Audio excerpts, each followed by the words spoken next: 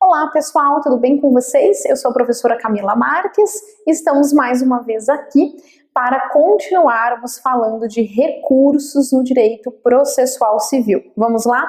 Olha só pessoal, nas nossas primeiras aulas vimos a ordem dos processos nos tribunais que, enfim, focam em disposições, orientações gerais para os tribunais de forma geral. Depois, na última aula, estávamos vendo meios de impugnação, ações de impugnação autônomas, não recursos que são internos ao processo, mas estávamos vendo ações autônomas de impugnação, certo? Ou incidentes processuais no âmbito dos tribunais. Vejam, vem comigo para a tela. Nós vimos então a ação rescisória 966-975, conflito de competência 951 a 959, homologação de decisão estrangeira e, além disso, a arguição de inconstitucionalidade, incidente de arguição de inconstitucionalidade e incidente de assunção de competência, certo? Agora, pessoal, vejam, nós começaremos a tratar do incidente de resolução de demandas repetitivas. Então, ainda não estamos no âmbito dos recursos, que são meios internos de impugnação, internos ao processo de impugnação das decisões judiciais. Nós estamos falando dos incidentes e dos meios autônomos de impugnação, tá? Bom, pessoal, vamos lá. Um incidente muito importante e é uma novidade trazida pelo Código de Processo Civil de 2015, que entrou em vigor lá em 2016, em março de 2016, é o incidente de resolução de demandas repetitivas. Porque, vejam, nós veremos nas últimas aulas o procedimento tão importante de julgamento de recursos repetitivos no âmbito dos tribunais superiores, STJ e STF. Mas aqui, nesse momento, no artigo 976 até o artigo 987, o Código traz algo diferente. Ele traz um procedimento, um incidente de resolução de demandas repetitivas, mas no âmbito do tribunal local, tá? No âmbito do tribunal local. Então vejam, também é uma técnica para tornar o julgamento mais célere, para decidir e também para trazer maior segurança jurídica, como já sabemos que foi esse o foco do legislador no âmbito dos recursos. Mas vejam, por que mais célere? Por que mais rápido os julgamentos? Porque se decide, se afeta um recurso que vai ser decidido também de acordo com o regimento interno do tribunal, mas vai ser decidido no âmbito desse incidente de resolução de demandas repetitivas. E a decisão proferida neste âmbito, no âmbito deste recurso, valerá para todos, será vinculante para todos os juízes daquela região ou, enfim, daquele estado, certo? Então vejam aqui a importância de também se uniformizar a jurisprudência no âmbito dos tribunais locais, certo? Então vejam, existe um incidente de resolução de demandas repetitivas para tornar o julgamento mais célere, utilizado em demandas de massas, nas quais nós temos teses jurídicas muito semelhantes. E claro que o objetivo é uniformizar a tese aplicável a essas demandas de massa. E, além disso, o objetivo é trazer segurança jurídica no âmbito do tribunal local, certo?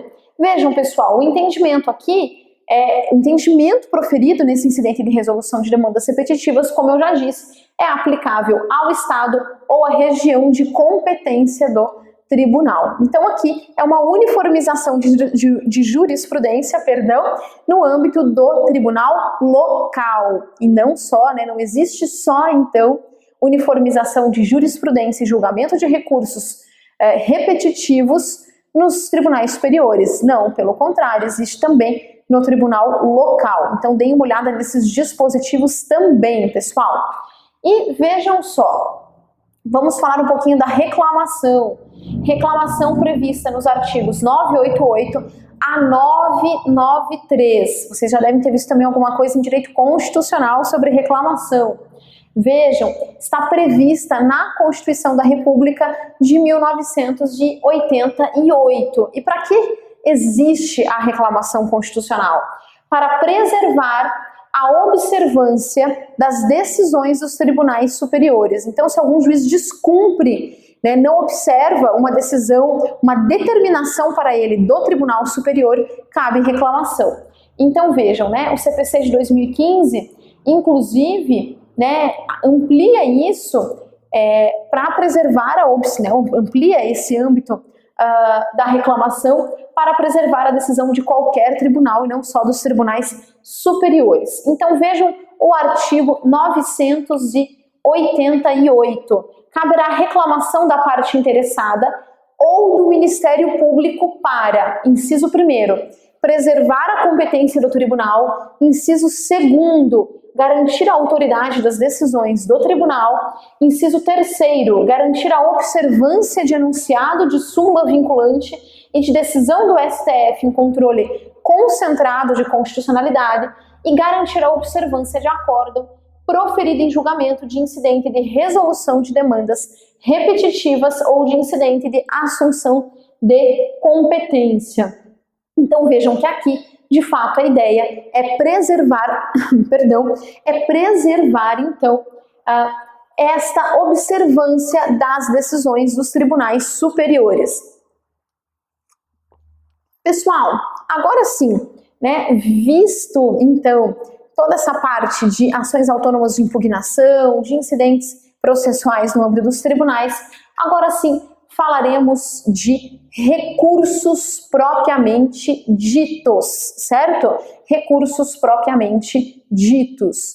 Vejam, e aqui é claro que a incidência em provas de concurso é muito maior, desta parte dos meios internos de impugnação, meios internos do processo internos ao processo de impugnação de decisões judiciais do que das ações autônomas. Mas, claro, como vimos, as ações autônomas de impugnação também, muitas vezes, principalmente a rescisória, pode cair na sua prova e esses novos incidentes também podem cair na sua prova de concurso. Mas vamos lá, o foco agora é, então, recursos internos ao processo, ou seja, recursos, então, que são meios de impugnação internos ao processo, impugnação de decisões judiciais. Então, vamos tratar aqui dos recursos. Pessoal, primeira coisa, vamos falar um pouquinho dos princípios. Vejam, o primeiro princípio muito importante, princípio constitucional aí de forma implícita, é o princípio do duplo grau de jurisdição, para que não se cometam injustiças e para que as partes possam ter a chance de ter a sua decisão revista, então, por um outro julgador, para que aquela decisão de primeiro grau, então, não seja absoluta. Princípio, então, do duplo grau de jurisdição.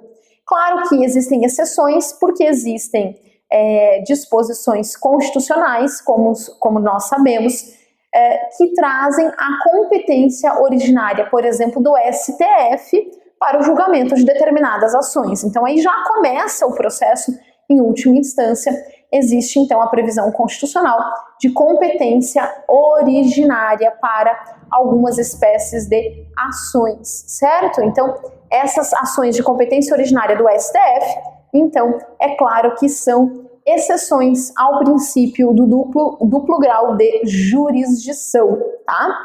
Pessoal, além disso, taxatividade, princípio da taxatividade também incluído pela doutrina. Vejam, o que é o princípio da taxatividade? Existem espécies de recursos, previstas no Código de Processo Civil de 2015 e que nós veremos aqui ao longo dessa aula de hoje. E este rol é taxativo. Então, só existe recurso se criado por uma lei federal e se consta no Código de Processo Civil de 2015 ou em outra lei federal. Mas vejam que aqui não é um rol genérico, não se podem criar outros recursos, não. Deve já existir esta previsão nessa lei federal e o rol que nós veremos no Código de Processo Civil é um rol taxativo, certo? Além disso, pessoal, Existe um outro princípio que alguns doutrinadores vão chamar de singularidade, outros de unirrecorribilidade, outros de unicidade. O que é isso? Unirrecorribilidade. Vejam, para cada tipo de decisão, existe apenas um recurso cabível. Para cada tipo de decisão, existe apenas um recurso cabível. Então, decisão interlocutória, agravo de instrumento, né? Em regra, mas a gente vai ver também que algumas decisões interlocutórias podem ser impugnadas, né? Devem ser impugnadas em preliminar de apelação, né? Para a sentença, da sentença, é cabível o recurso de apelação, ok? Mas vejam, como outro princípio também, este também tem exceção, o princípio da unirrecorribilidade também tem exceção, porque vejam que de um mesmo acórdão do Tribunal de Justiça, você pode ter dois recursos. Você pode ter, então, um recurso especial e um recurso extraordinário protocolados, certo? Pessoal, além disso, princípio da fungibilidade, Este princípio é muito importante. Por quê, pessoal? Vejam, muitas vezes existe uma divergência, um conflito na doutrina sobre qual é o recurso cabível. Isso pode acontecer. Vejam, se existe de fato uma dúvida pertinente, fundamentada, de fato a doutrina e a jurisprudência divergem sobre qual é o recurso cabível para aquela hipótese específica, para aquele tipo de decisão específica naquele tipo de ação, aí é claro que a parte poderá se aproveitar do princípio da fungibilidade. Existe um texto clássico da professora Teresa Rudalvin, filha, que diz o seguinte, né? Existem duas professoras com o mesmo nome, né? Mas a filha sempre, né, ela tem um texto clássico publicado na revista dos tribunais, na revista de processo, muito importante. E lá nesse texto clássico, muito antigo, ela já trata daquela zona cinzenta. O que é a zona cinzenta? É uma zona de incerteza. Então vejam, né, o princípio da fungibilidade será aplicado, então, quando nós temos essa zona cinzenta, essa zona da incerteza, certo? Então vejam, o princípio da fungibilidade. Neste caso, quando o tribunal aplica o princípio da fungibilidade, quer dizer que você protocola um recurso, mas ele aceita como se outro recurso fosse, certo? Mas isso acontece caso exista realmente uma dúvida fundada e exista boa-fé, certo? Além do princípio da fungibilidade, pessoal, né, podemos falar um pouquinho aqui do princípio da dialeticidade, certo? Então vejam, aqui nos recursos cíveis deve ficar muito claro por que se recorre e todas as razões do seu recurso já devem ser aduzidas de pronto na sua peça recursal, certo? Então vejam, isso deve já ficar muito claro. Por quê? Dialeticidade, para que a outra parte possa então, né, fazer as suas contrarrazões e consiga, já vendo todas as suas razões, contrarrazoar de forma adequada esse recurso. Isso nos remete também ao princípio do contraditório, que já falamos aqui, inclusive, nas aulas de recursos também, certo? E, pessoal, além disso, alguns doutrinadores vão elencar também o princípio da consumação, que aí nós podemos lembrar lá da preclusão consumativa, que vocês devem ter visto em teoria geral do processo. Vejam, preclusão consumativa. Então, olha só, no mesmo ato, né, naquele ato de protocolo, você já deve protocolar o seu recurso de forma completa. Ah, mas ainda tem 5 dias para terminar o meu prazo, eu quero complementar as razões. Não, preclusão consumativa. Aquele ato, enfim, já foi, digamos assim, consumado. Então, você tem que ter certeza na hora do protocolo, certo? E vejam, pessoal, além disso, é importante nós termos em mente o princípio da proibição da reformatio in pejus, ou seja, da reforma para pior. Vejam, o tribunal não pode, então, proferir uma decisão mais desfavorável, que seja pior para o recorrente do que a decisão objeto do recurso, do que a decisão recorrida. A menos, claro, que tenha recurso da parte contrária também, aí é diferente. mas certo? Então, proibição de reformatio in pejus, certo?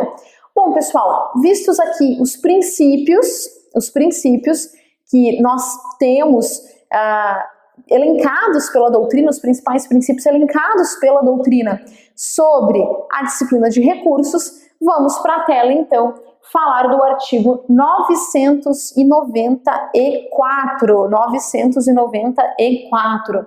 Vejam, quais recursos são cabíveis? Vejam, apelação, recurso cabível contra a sentença, agravo de instrumento, agravo interno, embargos de declaração, recurso ordinário, recurso especial, recurso extraordinário, agravo em recurso especial ou extraordinário, embargos de divergência, certo? Esses são os recursos cabíveis. E vejam, existem outras disposições gerais muito importantes sobre recursos, meios internos de impugnação de decisões judiciais previstas, então, no Código também. Além do rol de recursos, e nós já veremos cada um desses recursos elencados aqui no artigo 994. Vejam, sobre as disposições gerais, artigo 995. Os recursos não impedem a eficácia da decisão, salvo disposição legal ou decisão judicial, em sentido diverso. Então vejam, os recursos em regra, eles não impedem a eficácia da decisão. No entanto, pessoal, nós veremos os efeitos nos quais os recursos são recebidos. Nós veremos os efeitos quando vermos apelação, agravo, enfim, quando falarmos de cada um deles, nós veremos os efeitos nos quais cada um dos recursos, então, são recebidos, certo? Bom, pessoal, vamos lá. Os recursos, então, de forma geral, isso depois veremos as especificações de cada espécie recursal. Mas, de forma geral, os recursos não impedem a eficácia da decisão, salvo disposição legal ou judicial em sentido diverso, que atribuam um efeito suspensivo e impeça a eficácia desta decisão até que o recurso seja julgado. Parágrafo único. A eficácia da decisão recorrida poderá ser suspensa por decisão do relator. Se da imediata produção dos seus efeitos houver risco de dano grave, de difícil ou impossível reparação e ficar demonstrada a probabilidade de provimento do recurso.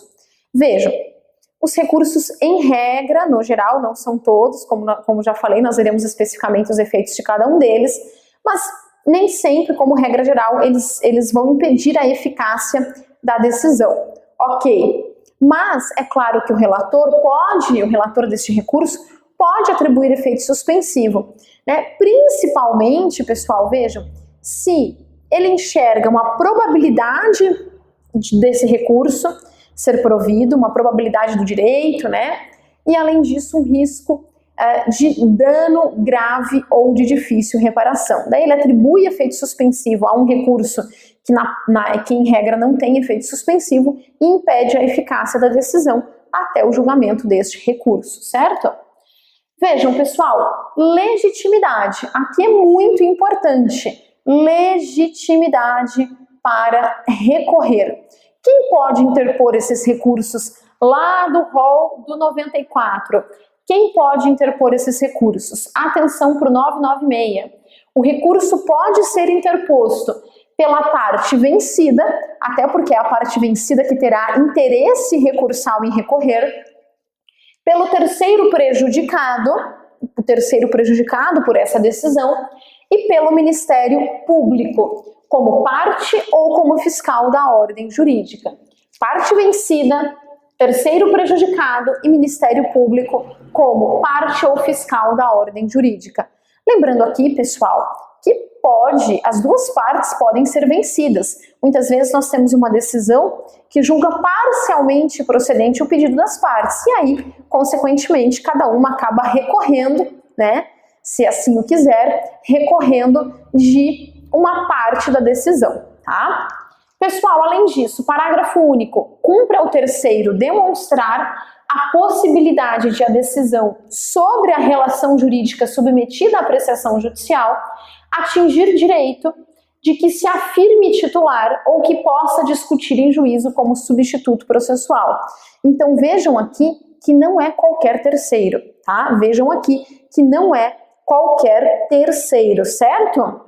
Pessoal, vejam, cumpre ao terceiro demonstrar então a possibilidade de que essa decisão da qual ele recorreu, né, de que a relação jurídica submetida à apreciação judicial atinge direito de que ele se afirme titular, certo? Ou que possa ser discutido em juízo como substituto processual, tá?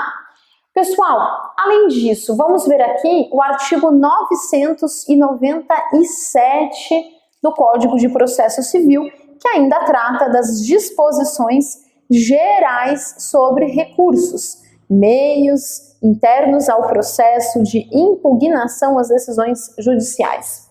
Vejam, cada parte interporá o recurso independentemente no prazo e com observâncias das exigências legais, sendo vencidos autor e réu, ao recurso interposto por qualquer deles, poderá aderir o outro. Então vejam, muito importante, aqui nós estamos falando do recurso adesivo. Primeiro, no caput, cada parte interporá o seu recurso de forma independente, no prazo previsto para cada um deles, que nós veremos qual é, e com a observância das exigências legais, dos requisitos de cada um desses recursos, certo? Mas vejam, o parágrafo 1º nos diz, sendo vencidos tanto o autor quanto o réu, ao recurso interposto por qualquer das partes, poderá aderir o outro. Então, mais ou menos assim, eu não recorro nos 15 dias, eu não interponho apelação em 15 dias. No entanto, a outra parte recorre. Como eu sou parte vencida também, porque foi uma decisão de parcial procedência só, então eu falo, bom, já que a outra parte recorreu, eu recorro também. Aí eu tenho que recorrer no prazo que eu teria para contrarrazoar. Então, além das contrarrazões ao recurso da parte contrária, eu posso apresentar isso que nós chamamos de recurso adesivo, certo? Beleza? Vamos lá. O recurso adesivo, parágrafo 2º, fica subordinado ao recurso independente, sendo-lhe aplicáveis as mesmas regras deste recurso independente quanto aos requisitos de admissibilidade e julgamento no tribunal, salvo disposição legal diversa, observado ainda o seguinte, vejam, inciso 1º, será dirigida ao órgão perante o qual o recurso independente for interposto no prazo de que a parte dispõe para responder. Então, será dirigida ao órgão perante o qual o recurso independente, o principal, foi interposto no prazo de que a parte dispõe para responder, para apresentar contrarrazões. Inciso 2º, será admissível na apelação, no recurso extraordinário e no recurso especial. Então vejam, nem sempre eu tenho possibilidade de interpor um recurso adesivo. Ele é admissível, o recurso adesivo é admissível na apelação, no recurso extraordinário e no recurso especial. Apelação, recurso extraordinário e recurso especial, certo? Beleza, pessoal? E inciso 3º, não será conhecido se houver desistência do recurso principal ou se ele for considerado inadmissível. Então, como eu não recorri de forma independente, recorri só no prazo que eu teria para responder o recurso da parte contrária, neste caso, vejam, né, se o recurso da parte contrária não for conhecido, né, o acessório segue a sorte aí do principal e o meu recurso também não será conhecido. Então, se o recurso principal não é conhecido, ou se houver desistência do recurso principal, aí é claro que o recurso adesivo também será considerado inadmissível, certo? Vamos lá, pessoal. Artigo 998. O recorrente poderá, a qualquer tempo, sem anuência, até grifei para vocês, sem anuência do recorrido ou dos litisconsortes, desistir do recurso. Então, o recorrente pode, a qualquer tempo, desistir do recurso, certo?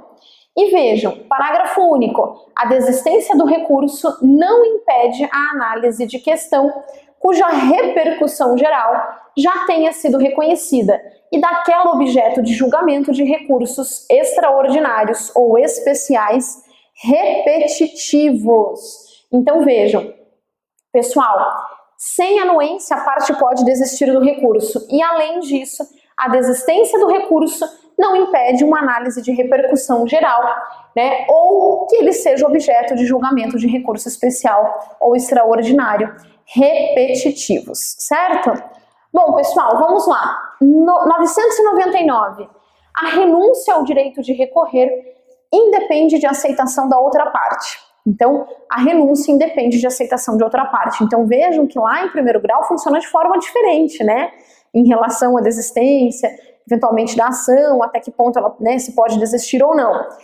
Então, aqui, pessoal, tanto a desistência não depende da anuência do recorrido, né, a desistência do recurso, como também a renúncia ao direito de recorrer independe de aceitação da parte contrária. Artigo 1000, pessoal. A parte que aceitar expressa ou tacitamente a decisão não poderá recorrer. Então, a parte que aceita a decisão, expressa ou tacitamente, ou que pratica algum ato, né, que seja incompatível com o recurso, obviamente que ela não poderá recorrer porque aceitou a decisão.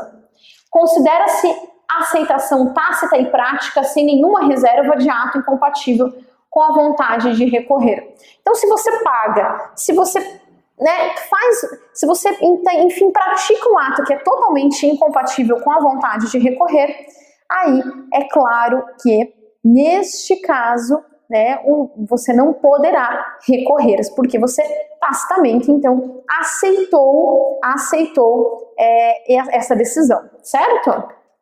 Além disso, pessoal, artigo 1001. Dos despachos não cabe recurso. Por quê? Porque despacho não tem conteúdo decisório. Desse vista as partes. Você não precisa recorrer de um despacho. 1002. A decisão pode ser impugnada no todo ou em parte. Mais uma vez, Cândido Rangel Dinamarca, capítulos da sentença. Você pode impugnar a decisão inteira ou você pode impugnar apenas uma parte da decisão, um dos capítulos da sentença, por exemplo. Vejam, 1003, pessoal, artigo 1003. O prazo para a interposição de recurso conta-se da data em que os advogados, a sociedade de advogados, a advocacia pública, a defensoria pública ou o Ministério Público são intimados da decisão. Isso também é importante, né? É claro, o prazo conta a partir da intimação da decisão. Mas vejam, pessoal, cuidado aqui porque tem os parágrafos do 1003 que dispõem, né? Quando você já sai intimado da decisão que é proferida na própria audiência, aí o seu prazo para recorrer já começou a ser contado, né? Já começa dali a ser contado. E dentre os vários parágrafos que existem no artigo 1003, eu destaco aqui para vocês o parágrafo 5º.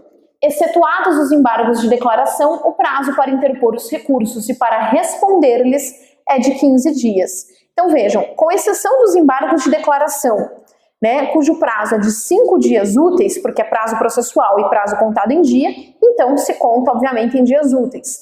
Além, né, então, com exceção dos embargos de declaração, que possuem aí o prazo de 5 dias úteis, todos os demais recursos possuem o prazo de 15 dias úteis, certo? Além disso, pessoal, parágrafo 6º, o recorrente comprovará a ocorrência de feriado local no ato de interposição do recurso, tá? Então vejam, se o feriado é local, é municipal, você deve comprovar no ato de interposição do recurso que, enfim, havia um feriado, certo?